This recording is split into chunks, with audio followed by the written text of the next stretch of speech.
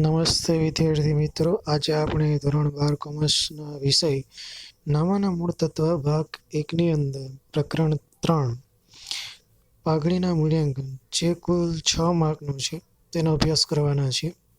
અભ્યાસના મુદ્દાની વાત કરીએ તો આજે આપણે પાઘડીનો અર્થ અને તેને અસર કરતા પરિબળો વિશે થોડી સમજૂતી મેળવીશું. સૌપ્રથમ આપણે જોઈએ કે બોર્ડની અંદર પૂછાતા આ ચેપ્ટરમાંથી પ્રશ્ન કયા કયા હોઈ શકે છે.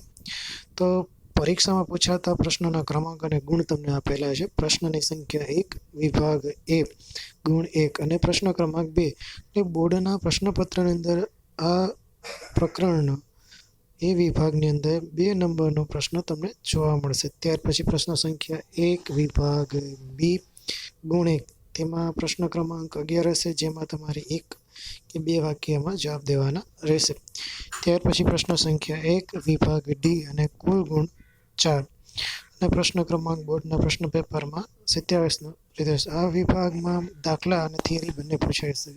સંજોગવશ ક્યારેક આ ચેપ્ટરમાંથી વિભાગ ડીની અંદર થિયરીનો એક મુદ્દો છે, પાઘડીના મૂલ્યાંકનને અસર કરતા પરિબળ, તે પૂછાવાની શક્યતા રહે છે. વધુ પડતા આ પ્રકરણમાંથી દાખલા, MCQ અને 1 માર્કના પ્રશ્ન પૂછાય છે અને વિભાગ ડીની અંદર 4 માર્કનો એક દાખલો પૂછાય છે. તો ચાલો આપણે આગળ પાઘડીનો અર્થ જોઈએ. તો અહીં તમને કહેવામાં આવ્યો છે પાઘડીનો અર્થ: ધંધાની પ્રતિષ્ઠા મૂલ્ય દર્શાવતી અદ્રશ્ય અને કાયમી મિલકત એટલે પાઘડી. અહીંથી તમને એક MCQ પણ પૂછી શકે, પાઘડી એ કેવી મિલકત છે? તો એનો જવાબ છે અદ્રશ્ય.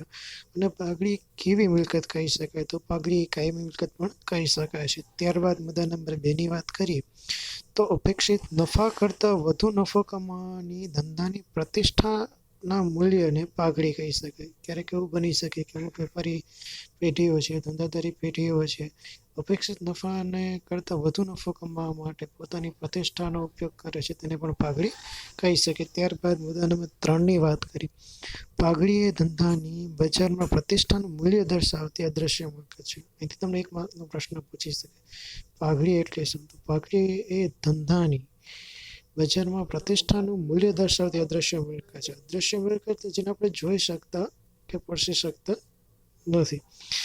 જે પેઢી છે જે બજારમાં જૂની હશે, જેની પ્રતિષ્ઠા વધુ હશે, એ પેઢીની પાઘડીની કિંમત હંમેશા ઊંચી રહેવા મળે છે.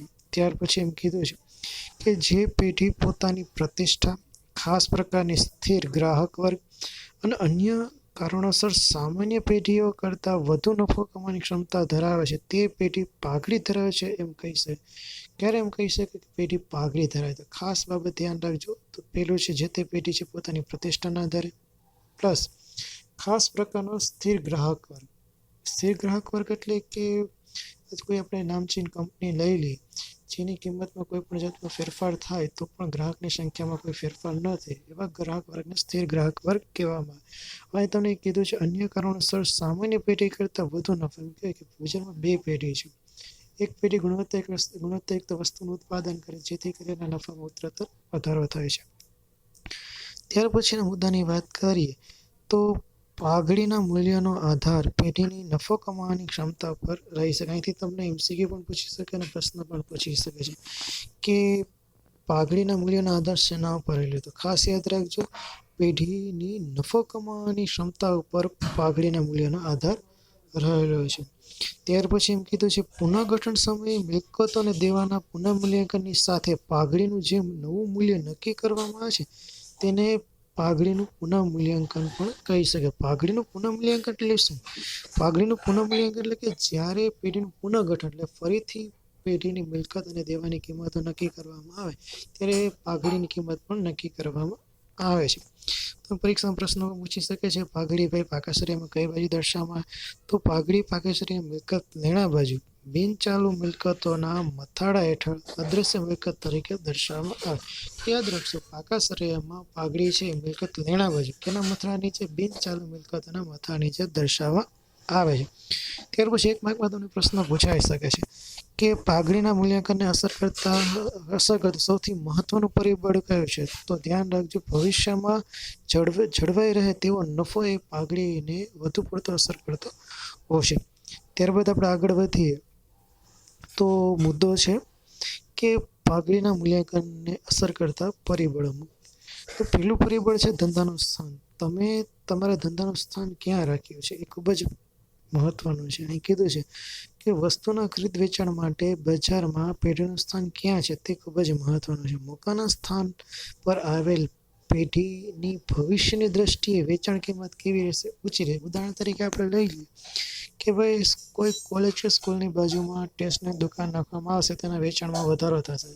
લાંબો સમય આ વેચાણ વધવાને કારણે એની પેઢી અને એની કિંમતમાં પણ વધારો થાય. તેથી કહી શકાય કે ભાઈ સ્ટેશનરીની જે પેઢી છે એની પાઘડીની કિંમત ઊંચી જોવા મળશે. ત્યાર પછી તમને મુદ્દો નંબર 2 આપેલું છે ધંધાનું સ્વરૂપ. ધંધો કયા સ્વરૂપનો છે? નાના કદનો છે, મધ્યમ કદનો છે, મોટા કદનો? એની પણ માહિતી આ સ્વરૂપની વાત કરેલી છે.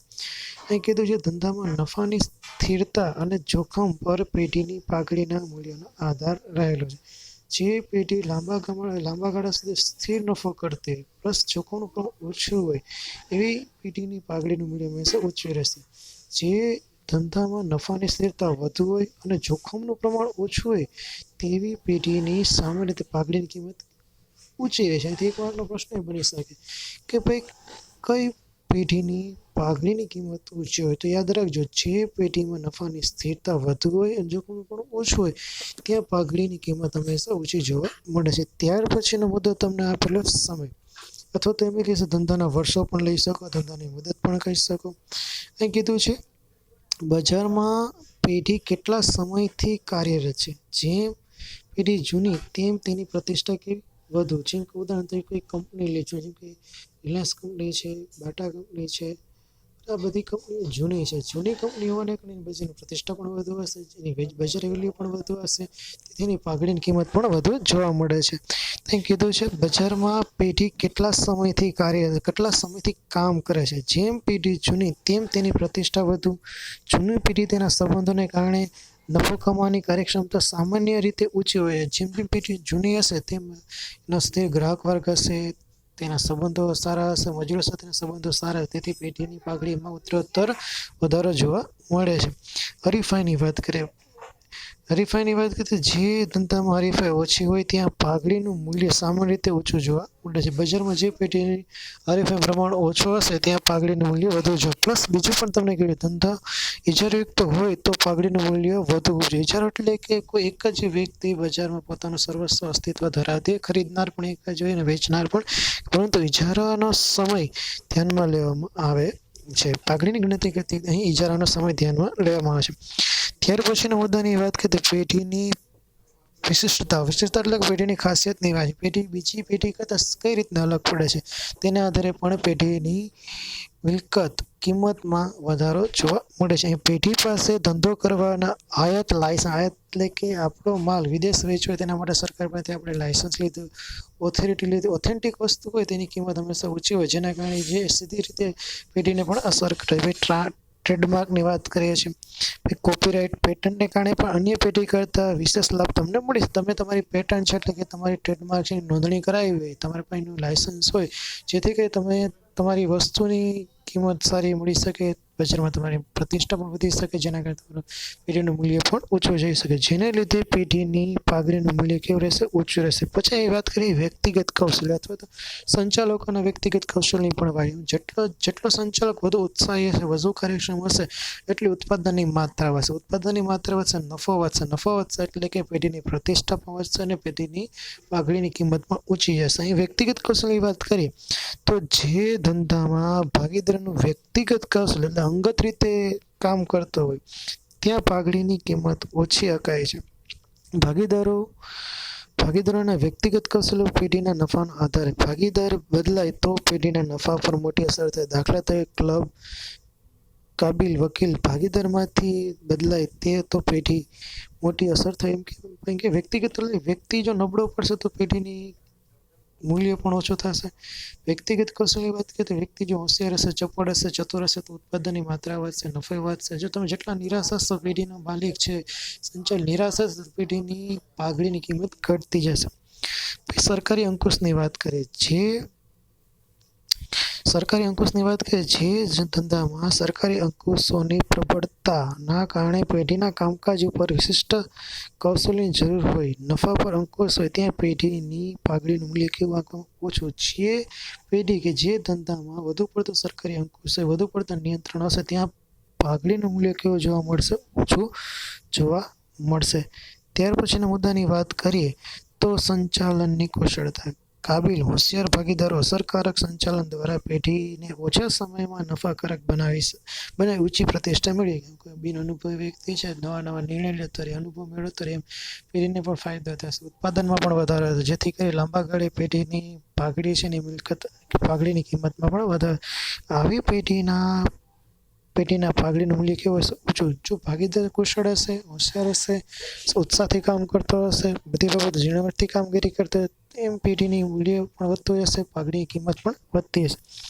આ ઉપરાંત રાજકીય પરિસ્થિતિ, દેશની આર્થિક પરિસ્થિતિ, નીતિ, ફુગાવાજન્ય પરિસ્થિતિ અને ગ્રાહકના પ્રકાર જેવા પરિબળો પણ પાઘડીના મૂલ્ય પર અસર. આપને એમ થઈ છે રાજકીય પરિસ્થિતિ શા માટે હોય? જો તમારી પેઢી, તમે કોઈ પણ ધંધો જ કરતા હોય, કોઈ પેઢી ચલાવતા હોય, રાજકીય પક્ષ એટલે કે રાજકારણનો ફેરફાર થાય, જે પણ સ્થિતિ અટકત રીતે ધંધાને અસર કરશે. પછી દેશની આર્થિક નાણાકીય સ્થિતિ પણ ધંધાને અસર કરે. પછી સરકારની જે નીતિઓ છે એ પણ ધંધાને ઘણી ફેર અસર કરે, જેના કારણે પણ પાઘડીનું મૂલ્ય છે એ વધઘટ જોવા મળે.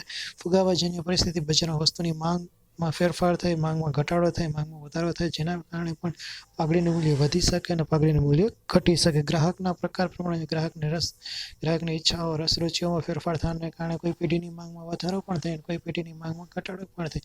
હજી માંગમાં વધઘટ થવાના કારણે બજારમાં તે પેઢીની પ્રતિષ્ઠા અને મૂલ્યને અસર થાય, જેના કારણે પાઘડીની કિંમતમાં વધારો અને ઘટાડો થઈ શકે. આગળ તમને પાઘડીના મૂલ્યાંકનની પદ્ધતિઓ આપેલી છે, જે આપણે ખાલી એક નજર મારીએ, બરાબર, એક નજર મારીએ તો 4 પદ્ધતિ આપેલી છે. આ 4 પદ્ધતિ આપણે આગલા વિડીયોમાં જોશું. તો પ્રથમ પદ્ધતિ છે સરસ નફાની પદ્ધતિ, ભારિત સરસ નફાની પદ્ધતિ, અધિક નફાની પદ્ધતિ, નફાના મૂડીકરણની પદ્ધતિ. જેવા નામ છે એ રીતના જેના દાખલા છે એ પ્રમાણેની સૂત્રો છે, એ સૂત્રના આપણે દાખલા કરીએ. 4 પદ્ધતિમાંથી કોઈ પણ એક પદ્ધતિનો તમે પરીક્ષામાં બોર્ડમાં દાખલો પૂછાઈ શકે. વિભાગ ડીમાં અહીંથી 4 માર્કનો દાખલો પૂછાઈ શકે છે. જો આપનો વિડીયો સારો લાગ્યો હોય તો લાઈક કરશો અને આપના મંતવ્ય કોમેન્ટમાં જરૂર જણાવશો. જય ભારત, જય હિન્દ, નમસ્તે.